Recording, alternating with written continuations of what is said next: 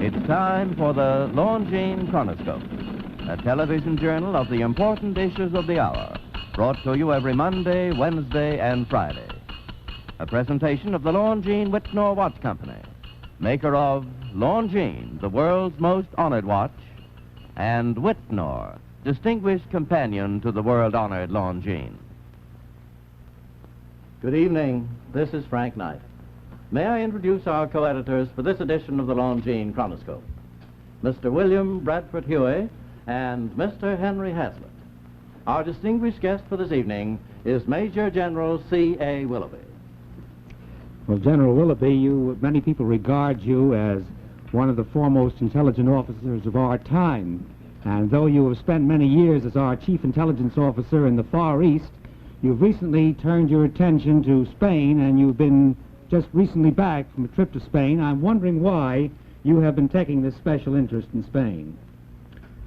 It was largely a personal interest. After 13 years in the Far East, without returning to the States, I felt that I should become oriented once more as regards Western Europe. And it was that particular motive that brought me to Spain. Well, you took a special interest in the Spanish Civil War, didn't you, and wrote on that? Yes. Another motive has been my interest over many years, perhaps dating back to 1936, the outbreak of the Spanish Civil War in Spain and its fortunes. Do you feel, sir, that the average American, if he's to understand much of the world conflict today, should study the Spanish Civil War and what's going on in Spain? Yes, indeed. And do you feel, sir, that Spain is a key country today in our war against the Soviet Union? I would classify it as a key country. Actually, if one follows the Spanish Civil War as a base of departure, you cannot resist making a comparison between that battlefield, that political and strategic circumstance, and the present Korean conflict. You have an almost identical parallel between those two. Now, what does that parallel consist in? It consists geographically in that you have a peninsula like Spain. Politically, you have a divided country, artificially divided into a communist north and a conservative south. Behind them, that sinister evil power, Soviet Russia, its international communist aims pulling the strings and leading these two divided parts of that country into civil war. Haven't you got a very similar situation also in Germany today, with a Soviet Germany and a free Germany? Quite true. The German situation is identical. You have seen the accomplishment of that plot in China. Well, now, and it almost succeeded in Spain. Well, now, sir, in Spain, then, that Spanish Civil War was between 1936 and 1938 or 9, wasn't it? Now, and the military conflict was preceded by a political struggle? Yes. And that, did the communists lose the political struggle? Of course, your question would call for a much larger time allocation than I have. Shall I give it to you briefly? That the Spanish Parliament was divided into a conservative and a communist, anarchist group.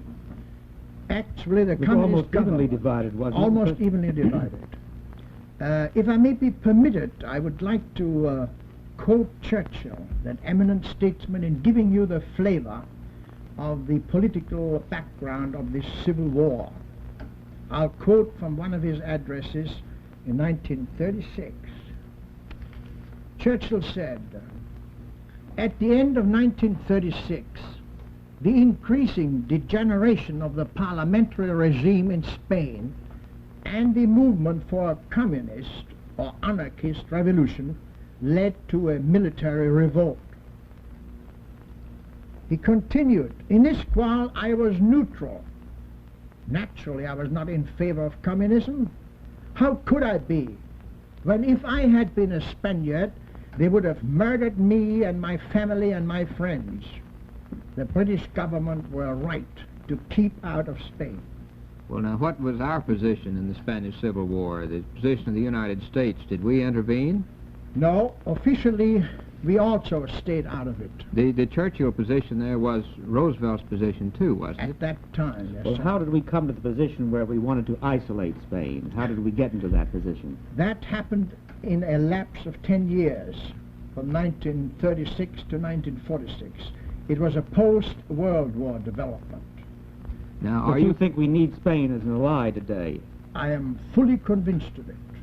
I think Spain is indispensable in the concept of Western defense. You think it would make a reliable ally? It would make a completely reliable ally. It is a Catholic Christian country. In other words, its concepts are that of Christian morality as compared to the pagan Mongoloid pan-Slavism which the Russians are noted for. They have fought vigorously and well during the Civil War, and their present staff of officers and men are veterans of that period. Well, is Tested Franco's veterans. position strong today? I would say yes. And he's popular, do you think? He's popular with a majority of his people. Well, now, sir, a good many Americans fought in the international brigades against Franco. Do you think that they were misguided? I'm glad you raised that question. I would regard it as a sad chapter in our own history to permit American citizens, when normally passport restrictions prohibit their participation in uniform in a foreign war, were permitted to recruit a brigade, part of the so-called international brigades that were sent to Spain and participated in that civil war. Well, what do you think the lessons are, General Willoughby, for that experience to us today? What does the Spanish experience tell us of our present situation vis-a-vis the communists? The Spanish experience is that of a government that was undermined by the infiltration, politically and economically, of communist saboteurs that resisted vigorously instead of compromising. If Spain had followed another course, it would have suffered the same fate that Poland, Czechoslovakia, Romania, and that entire string of Balkanic satellites has taken. Well, now, what is the position of our government toward Franco's Spain today? Do we recognize them now?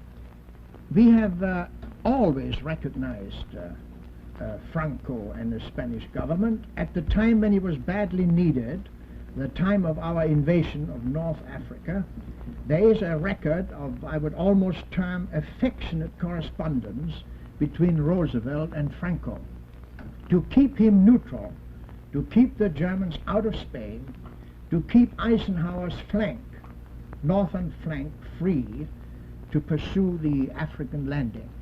And since that time, the Spanish government as such has been recognized by us. There is, however, as you recall, a lapse of 2 years, 46, 47 approximately, in which they were isolated by a political maneuver largely chargeable to the United Nations. Well, who led that political maneuver? That What was the led, influence there? inspired, maneuvered, and the general staff work was done by the Soviets. Well, now, do you think today that that there's any freedom in Spain, or is Franco a fascist? I find it difficult to make a definition between freedom and fascism. Let's say between a stable government and a revolutionary government such as they had in 36.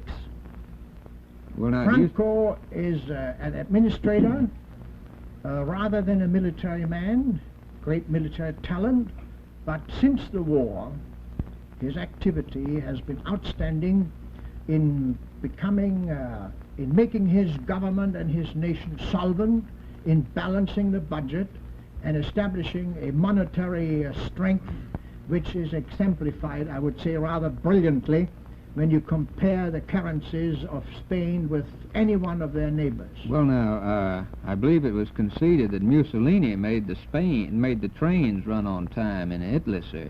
Now, aren't these accomplishments the accomplishments of most any totalitarian government? Well, I'm not going to draw a comparison between Mussolini and Franco. They are not, it is not quite tenable. I see the point you are making. You're making a point of an artificial efficiency. You must remember there's a spiritual element in Spain. It is a strong Catholic Christian country in which the Christian morality is placed at a high premium. And within this framework of ethical discipline, so to speak, he has maintained the government of today. Well, as a final question, General Willoughby, what would you advise our viewers tonight? What would you recommend as a proper position of our government toward Franco's Spain at this difficult moment? My advice would be to ignore any criticism as to forms of government, but accept a government as to whether it is solvent, whether it lives up to its obligation, and whether it can become, in time of need, a reliable and efficient ally. Spain will fulfill these conditions in any event. And therefore, using those criteria, you think Spain is a reliable ally and that we should extend certain aids to Spain and use Spain in our war against the Soviet Union? I would give an unqualified yes. Well, thank you, sir, for being with us this evening. Great pleasure indeed.